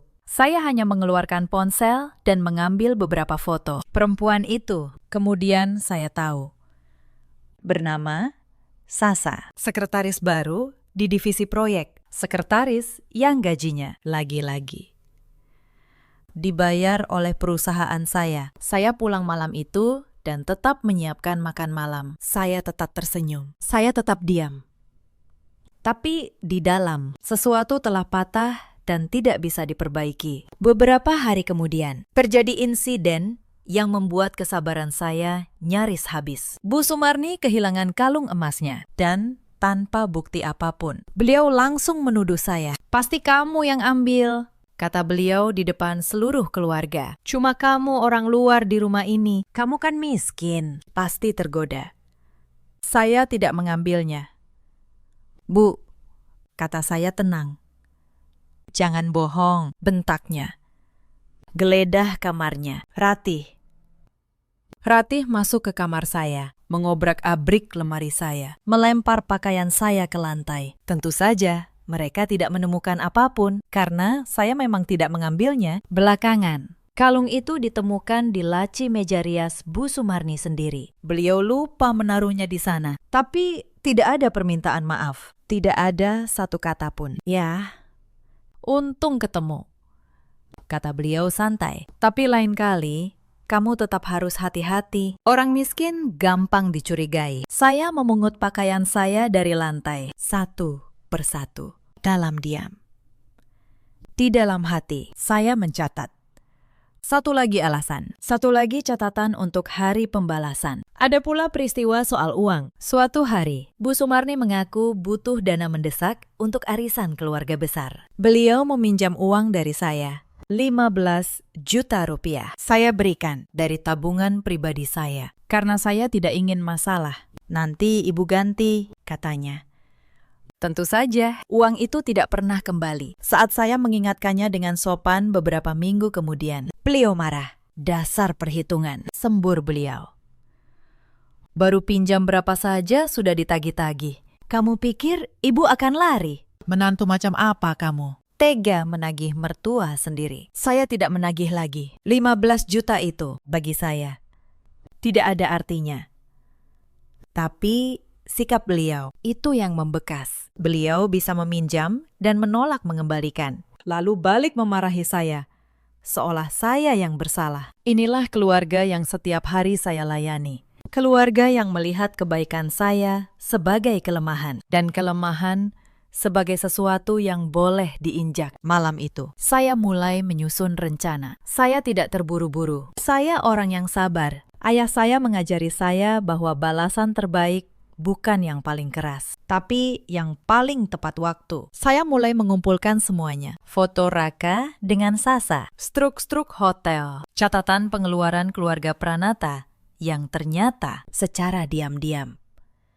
Banyak yang ditarik dari pinjaman atas nama perusahaan tempat Raka bekerja. Perusahaan saya melakukannya perlahan, tanpa terburu-buru. Setiap malam, setelah semua tertidur, saya membuka laptop di kamar. Saya memeriksa dokumen-dokumen yang dikirim Pak Hendra dari kantor. Saya mencocokkan setiap angka. Awalnya, saya hanya curiga pada Raka. Tapi semakin saya gali, semakin banyak yang saya temukan. Saya menemukan bahwa mobil baru yang dibeli keluarga Pranata bulan lalu, mobil yang dipamerkan Bu Sumarni ke seluruh tetangga, dibeli dengan uang yang asalnya tidak jelas. Raka bilang itu dari bonusnya. Tapi saya tahu persis berapa bonus yang dibayarkan perusahaan saya. Tidak sebesar itu. Saya menemukan bahwa renovasi rumah Bintaro yang menghabiskan ratusan juta juga dibayar dengan uang misterius. Bu Sumarni bilang itu tabungan beliau selama puluhan tahun. Tapi saya tahu kondisi keuangan keluarga ini. Mereka tidak punya tabungan sebesar itu. Uang itu datang dari suatu tempat. Dan saya bertekad mencari tahu dari mana. Ya, saya menemukan sesuatu yang lebih besar. Ratih, adik ipar saya, ternyata bekerja sebagai staf keuangan di salah satu anak perusahaan lewat koneksi Raka. Dan selama berbulan-bulan, dia telah memanipulasi laporan keuangan. Dia mengalirkan dana perusahaan ke rekening pribadi keluarga Pranata. Cara mereka licik. Ratih membuat faktur-faktur palsu untuk proyek fiktif. Pemasok-pemasok bayangan yang sebenarnya tidak ada. Setiap bulan, sejumlah dana dialirkan ke rekening-rekening itu, lalu ditarik kembali ke kantong keluarga Pranata. Mereka menggunakan uang perusahaan saya untuk membeli mobil baru, untuk renovasi rumah, untuk gaya hidup mewah mereka, dan puncaknya, untuk pesta ulang tahun ke-70 Bu Sumarni yang akan datang. Saya ingat satu malam, saya tidak sengaja mendengar Bu Sumarni dan Ratih berbicara di ruang keluarga. Mereka pikir saya sudah tidur. Bu, anggaran pesta sudah aman, kata Ratih pelan. Aku sudah atur lewat satu proyek lagi. Tidak akan ketahuan. Akuntan di sana bodoh-bodoh. Bagus, kata Bu Sumarni. Ibu mau pesta ini jadi yang termegah. Semua tetangga, semua kerabat harus lihat betapa suksesnya keluarga kita. Tenang, Bu, uangnya tidak terbatas. Tinggal ambil dari perusahaan Raka, kata Ratih. Lalu tertawa kecil. Saya berdiri di balik tembok, mendengar setiap kata. Mereka menyebut uang saya seolah itu sumber tak berujung yang bisa mereka kuras semaunya. Tangan saya mengepal. Tapi saya tetap diam. Belum waktunya. Saya duduk di kantor saya suatu sore, menatap laporan audit yang dibawa kepala keuangan saya. Angka-angka itu jelas. Ada kebocoran dana, ada penggelapan. Pelakunya adalah keluarga suami saya sendiri. Bu Anin, ini serius, kata kepala keuangan saya. Pak Hendra, total dana yang diselewengkan sudah mencapai 2,5 miliar rupiah. Ini bisa masuk ranah pidana. Apa kita laporkan? Saya menatap angka itu lama. Belum. Pak Hendra, kata saya pelan. Saya ingin menanganinya dengan cara saya sendiri. Tolong simpan semua bukti audit. Rekening koran, jejak transfer. Semuanya.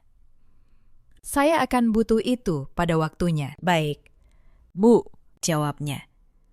Saya menutup map itu. Di luar jendela, Langit Jakarta mulai gelap. pesta ulang tahun Bu Sumarni tinggal 2 minggu lagi. Dan saya tahu persis bagaimana pesta itu akan berakhir. 2 minggu berlalu seperti 2 minggu yang biasa. Saya tetap bangun jam 4. Tetap memasak, tetap mencuci, tetap mendengar hinaan demi hinaan. Anin, pesta ulang tahun ibu minggu depan di Grand Ballroom Hotel Kencana, kata Bu Sumarni suatu malam. Dengan nada bangga. Tempat paling mewah di kota. Raka yang bayar semua.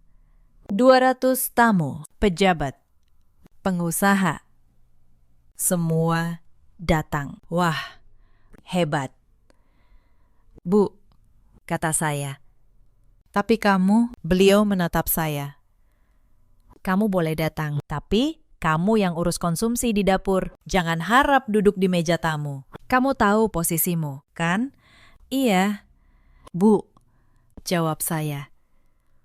Saya tahu posisi saya. Lebih dari yang dia kira. Yang Bu Sumarni tidak tahu. Grand Ballroom Hotel Kencana itu, hotelnya, dimiliki oleh sebuah grup yang 51% sahamnya ada di tangan saya.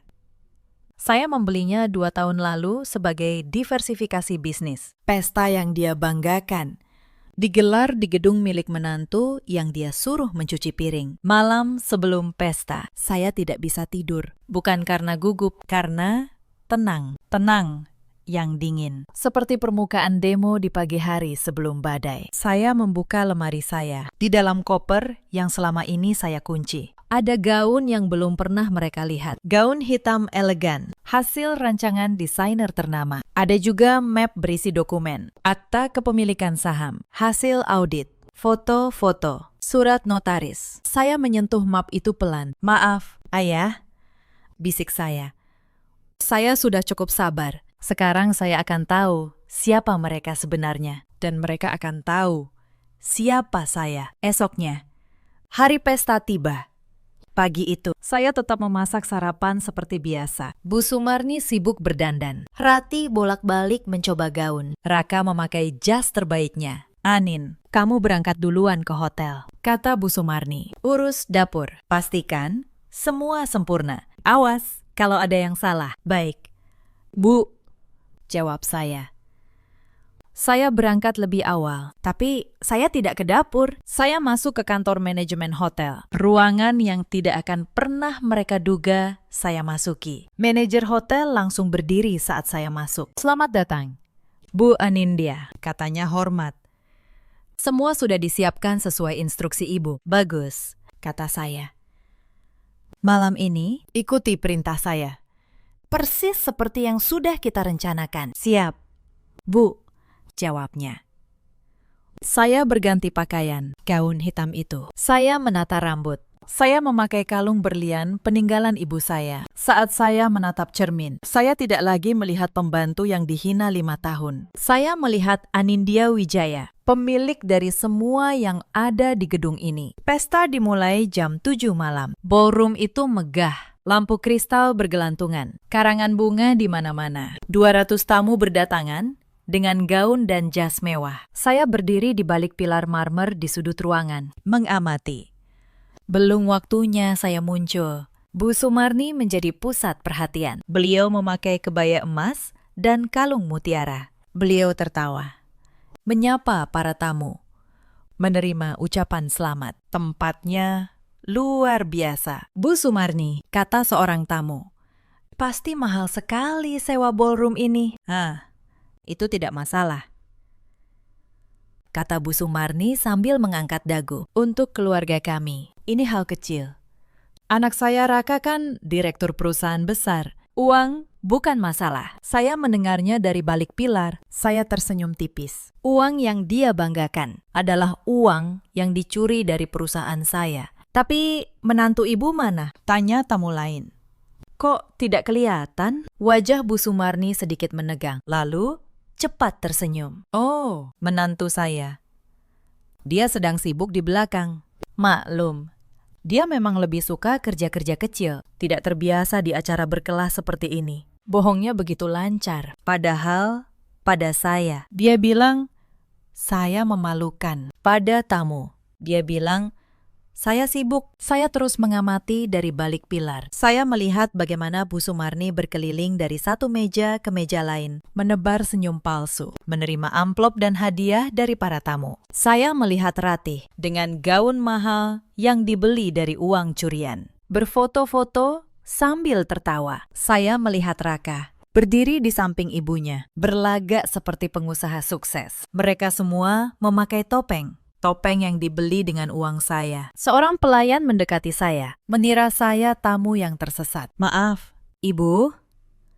Apakah Ibu butuh bantuan? Saya tersenyum. Belum. Tapi sebentar lagi. Mungkin saya yang akan membantu mereka semua melihat kebenaran. Pelayan itu bingung, tapi mengangguk sopan dan pergi. Saya melirik jam. Hampir waktunya. Saya sudah memberi instruksi pada manajer hotel. Layar-layar besar di ballroom sudah disiapkan. Tim legal saya sudah menunggu di luar. Semua sudah pada tempatnya. Yang tersisa hanya satu hal. Menunggu Bu Sumarni naik ke panggung untuk pidato kesombongannya yang terakhir. Acara berjalan. Lagu-lagu dinyanyikan. Kue raksasa 7 tingkat diarak masuk. Bu Sumarni meniup lilin di atas panggung, disambut tepuk tangan meriah. Lalu, momen yang saya tunggu tiba. Bu Sumarni naik ke panggung untuk berpidato. Beliau memegang mikrofon dengan bangga. Terima kasih semuanya. Sudah datang. Katanya, 70 tahun hidup saya penuh perjuangan. Saya membesarkan anak-anak saya sendiri. Dan sekarang, lihatlah hasilnya. Anak saya sukses. Keluarga kami terpandang. Para tamu bertepuk tangan. Tapi ada satu hal yang ingin saya katakan. Lanjutnya.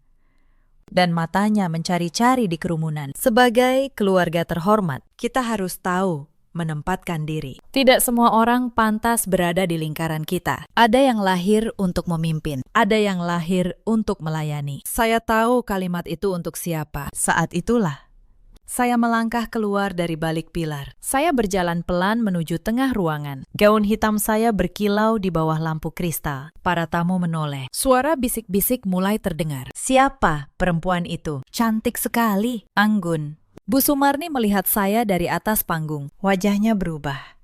Beliau mengenali wajah saya, tapi tidak mengenali sosok saya. Anin, katanya dengan mikrofon. Nadanya kaget bercampur marah. Apa-apaan kamu? Kenapa kamu pakai gaun seperti itu? Siapa yang izinkan kamu ke sini? Kamu seharusnya di dapur.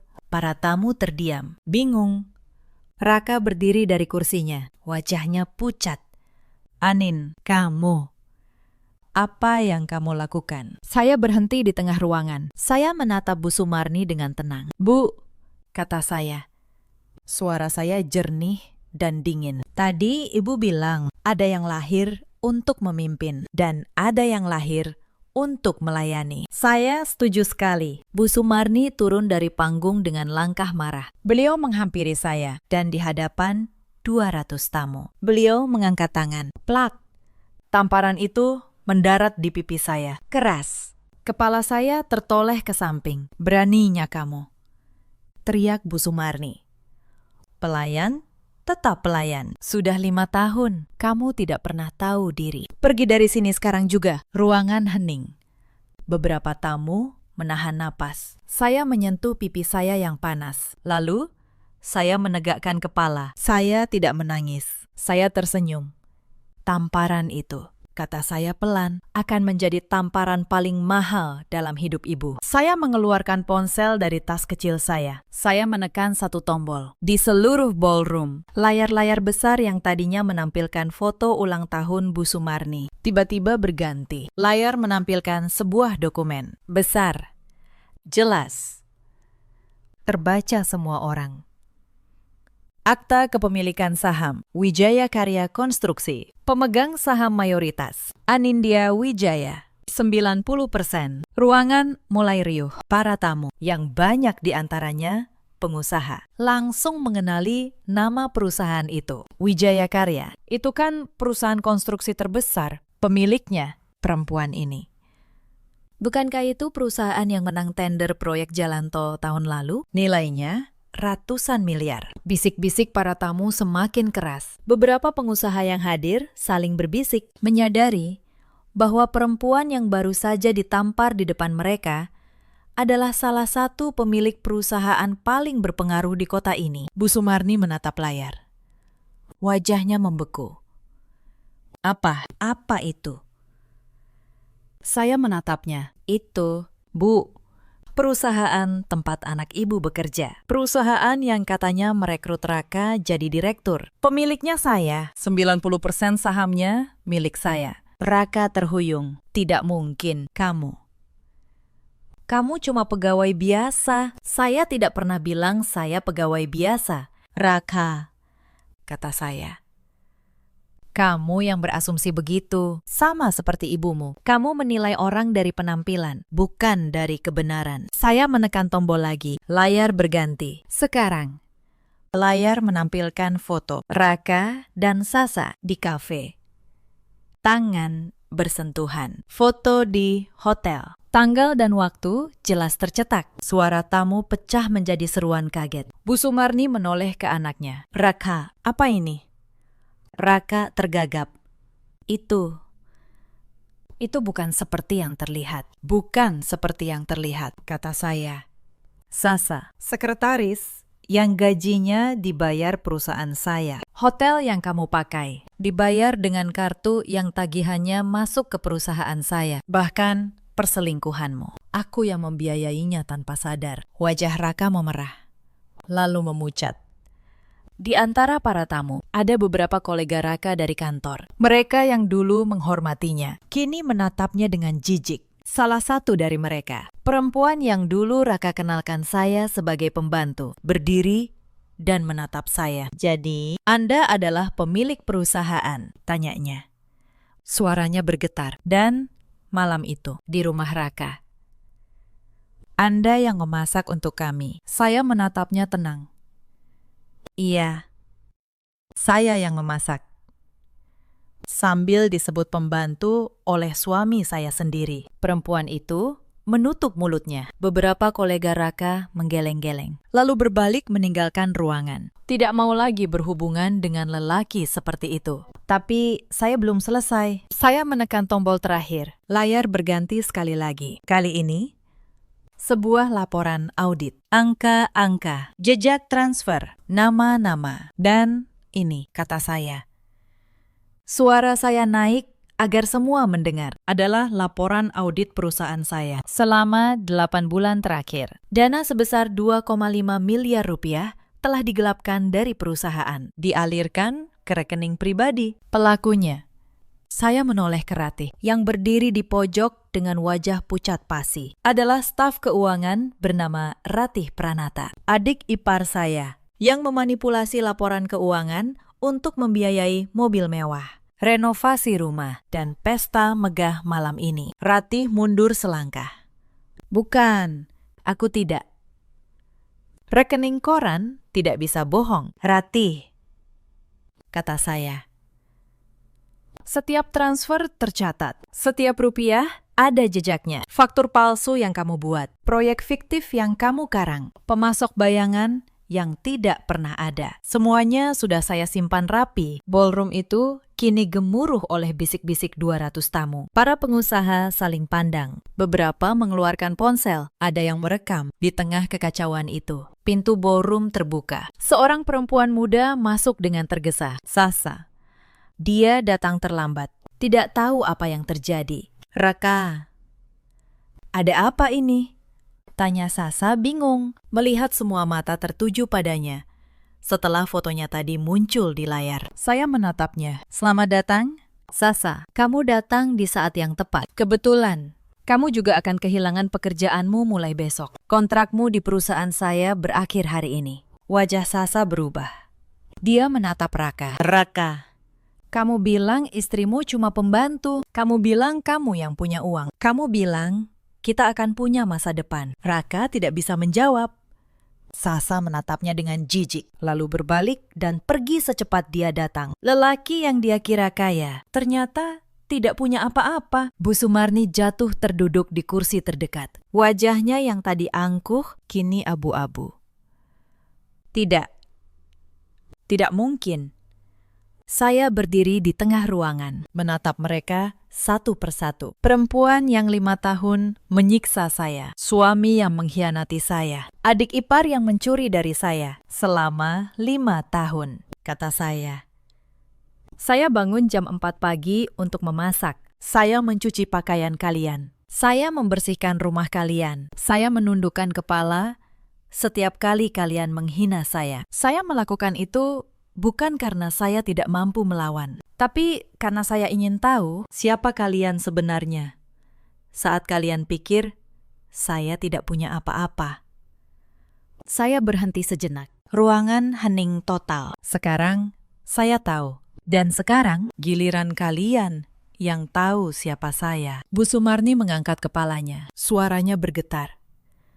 Anin, nak, ibu. Ibu tidak tahu. Maafkan ibu, kita bisa bicarakan ini baik-baik. Saya menatapnya. Untuk pertama kalinya dalam 5 tahun, beliau memanggil saya, Nak, sekarang baru bilang maaf. Bu, kata saya. Saat ibu kira saya pelayan, ibu menampar saya di depan 200 orang. Sekarang ibu tahu, saya pemilik segalanya. Ibu memanggil saya, anak. Inilah yang ingin saya lihat. Wajah asli ibu. Raka mendekat. Tangannya gemetar. Anin, tolong. Aku suamimu. Kita keluarga. Keluarga. Saya menatapnya dingin. Keluarga tidak membiarkan ibunya menamparan istrinya. Keluarga tidak berselingkuh di hotel. Kamu berdiri diam saat aku dihina. Raka, kamu memilih ibumu dan selingkuhanmu. Sekarang, kamu sudah punya pilihan. Hadapi akibatnya. Saya berbalik menghadap para tamu. Saya berbicara dengan tenang, jelas. Hadirin sekalian, maaf telah mengganggu pesta ini. Tapi saya rasa kalian berhak tahu kebenaran tentang keluarga yang mengundang kalian malam ini. Pesta megah ini, gedung ini. Semuanya dibayar dengan uang yang dicuri. Saya memberi isyarat pada manajer hotel yang berdiri di pintu. Pak manajer, kata saya. Tolong, acara ini selesai. Dan mengenai pelanggaran hukum yang terjadi, tim legal saya akan menanganinya sesuai prosedur. Manajer mengangguk. Baik, Bu Anindya. Saat itu, beberapa pria berjas masuk ke ruangan. Tim legal saya yang sudah saya siapkan. Mereka menghampiri Ratih dengan dokumen di tangan. Ratih Pranata, kata salah satu dari mereka. Kami dari tim hukum Wijaya Karya. Anda diminta hadir untuk klarifikasi terkait dugaan penggelapan dana perusahaan. Bukti sudah lengkap dan akan diserahkan ke pihak berwajib. Ratih menangis. Mbak Anin, tolong. Aku hilaf. Jangan penjarakan aku. Saya menatapnya. Aku tidak memenjarakanmu. Ratih, hukum yang melakukannya. Aku hanya berhenti melindungimu. Bu Sumarni menjerit, memohon. Raka mencoba menahan tangan saya, tapi saya sudah melangkah pergi. Saya berjalan menuju pintu ballroom, melewati 200 tamu yang membisu. Langkah saya tegak. Untuk pertama kalinya dalam 5 tahun, saya berjalan tanpa menundukkan kepala. Di ambang pintu, saya berhenti sebentar. Saya menoleh ke belakang, menatap keluarga yang dulu memandang saya sebelah mata. Kini hancur berantakan di lantai ballroom mewah milik saya. Selamat ulang tahun. Bu, kata saya pelan. Semoga ibu ingat malam ini selamanya. Lalu, saya keluar. 3 bulan setelah malam itu, banyak hal berubah. Perceraian saya dengan Raka berjalan cepat, dengan bukti perselingkuhan yang lengkap. Pengadilan memutuskan dengan tegas. Raka tidak mendapatkan apa-apa. Dia kehilangan jabatan di perusahaan saya. Dia kehilangan istrinya. Dan Sasa, perempuan yang dia banggakan, meninggalkannya begitu tahu Raka tidak lagi punya uang dan kedudukan. Prati menjalani proses hukum atas penggelapan dana. Pengadilan menjatuhkan hukuman penjara dan kewajiban mengembalikan seluruh dana yang dia curi. Rumah keluarga Pranata di Bintaro akhirnya dijual untuk membayar ganti rugi. Bu Sumarni kehilangan segalanya, rumahnya, kebanggaannya, nama baiknya. Para tetangga yang dulu dia bual-buali, kini berbisik di belakangnya. Beliau yang dulu menjadi ratu di rumahnya, kini tinggal di sebuah kontrakan kecil bersama anaknya yang bangkrut. Video pesta malam itu menyebar di media sosial. Rekaman para tamu yang mengabadikan momen runtuhnya keluarga Pranata menjadi viral. Komentar membanjir. Banyak orang yang mengaku pernah mengalami nasib serupa, diremehkan oleh keluarga sendiri. Mereka mendukung saya, tapi saya tidak mencari pujian, saya hanya mencari keadilan, dan saya sudah mendapatkannya. Raka, setelah kehilangan jabatan dan pernikahannya, mencoba memulai usaha sendiri. Tapi reputasinya sudah hancur. Tidak ada yang mau bekerja sama dengan lelaki yang menggelapkan uang istrinya sendiri dan berselingkuh di belakangnya. Usahanya gagal. Saya dengar dia kini bekerja serabutan, berpindah dari satu pekerjaan ke pekerjaan lain. Suatu hari, Raka menirimi saya pesan panjang. Dia memohon maaf. Dia bilang dia menyesal. Dia bilang dia baru sadar betapa berharganya saya. Dia minta kesempatan kedua. Saya membaca pesan itu sekali. Lalu, saya membalas dengan satu kalimat. Kamu tidak menyesal karena menyakiti saya. Kamu menyesal karena kehilangan apa yang saya miliki. Itu dua hal yang sangat berbeda. Saya memblokir nomornya setelah itu. Saya tidak pernah mendengar kabarnya lagi. Prati menjalani proses hukum atas penggelapan dana. Pengadilan menjatuhkan hukuman penjara dan kewajiban mengembalikan seluruh dana yang dia curi. Rumah keluarga Pranata di Bintaro akhirnya dijual untuk membayar ganti rugi. Saya mendengar. Suatu hari Bu Sumarni datang ke kantor saya, ingin meminta maaf dan meminta bantuan. Beliau menunggu di lobi selama berjam-jam. Saya tahu beliau ada di sana, tapi saya tidak menemuinya. Saya hanya menitipkan satu pesan lewat sekretaris. Sampaikan pada Bu Sumarni, saya sudah memaafkan. Tapi memaafkan bukan berarti melupakan. Dan tentu bukan berarti membantu. Dulu saya meminjamkan ibu uang, dan ibu tidak pernah mengembalikannya. Dulu saya melayani ibu, dan ibu menampar saya. Sekarang, biarkan keadilan yang bekerja. Sekretaris saya bilang, beliau menangis di lobi, lalu pergi dengan langkah berat. Saya tidak merasa senang, saya juga tidak merasa bersalah. Saya hanya merasa akhirnya semuanya kembali pada tempatnya. Saya, sementara itu, kembali ke hidup saya yang sebenarnya. Saya memimpin perusahaan ayah saya dengan tenang. Saya pindah ke apartemen sendiri di kawasan Sudirman. Tidak ada lagi alarm jam 4 pagi. Tidak ada lagi tumpukan cucian. Tidak ada lagi hinaan saat sarapan. Suatu sore, saya duduk di balkon apartemen saya, menikmati teh hangat dan sepiring ikan goreng dengan sambal terasi. Makanan sederhana, tapi terasa damai. Saya menatap matahari yang turun di langit Jakarta. Saya teringat pesan ayah saya. Jangan biarkan orang tahu kamu kaya sebelum kamu tahu siapa mereka sebenarnya. Ayah benar, 5 tahun itu pahit. Tapi 5 tahun itu menunjukkan pada saya wajah asli setiap orang. Dan ketika topeng mereka jatuh, saya tahu persis siapa yang pantas tinggal dalam hidup saya. Dan siapa yang harus saya tinggalkan. Kadang ada yang bertanya kepada saya, apakah saya menyesal telah diam selama 5 tahun? Apakah saya menyesal telah menahan begitu banyak penghinaan? Jawaban saya selalu sama. Saya tidak menyesal. Karena diam, saya bukan kekalahan. Diam saya adalah pilihan. Saya memilih untuk melihat, untuk belajar, dan untuk menunggu waktu yang tepat. Dan ketika waktu itu tiba, saya tidak ragu sedikit pun. Cerita ini mengajarkan kita satu hal. Jangan pernah menilai seseorang dari penampilannya. Jangan menghina orang yang sedang diam. Karena diam bukan berarti lemah. Kadang, orang yang paling tenang adalah orang yang paling kuat. Di luar sana, ada banyak perempuan seperti saya dulu. Perempuan yang merendahkan diri demi cinta, demi keluarga, demi sebuah pengakuan yang tidak pernah datang. Jika kalian salah satunya, dengarkan saya. Kesabaran kalian bukan kelemahan, tapi jangan pula biarkan kesabaran berubah menjadi penjara. Ada saatnya untuk diam, dan ada saatnya untuk berdiri. Ada juga banyak suami seperti Raka, lelaki yang memilih diam saat seharusnya membela, yang mengira istri akan selalu ada, sampai suatu hari dia pergi dan tidak pernah kembali. Dan ada pula para ibu mertua seperti Bu Sumarni, yang menilai menantu dari harta, bukan dari hati. Yang lupa bahwa hari ini di atas, besok bisa di bawah.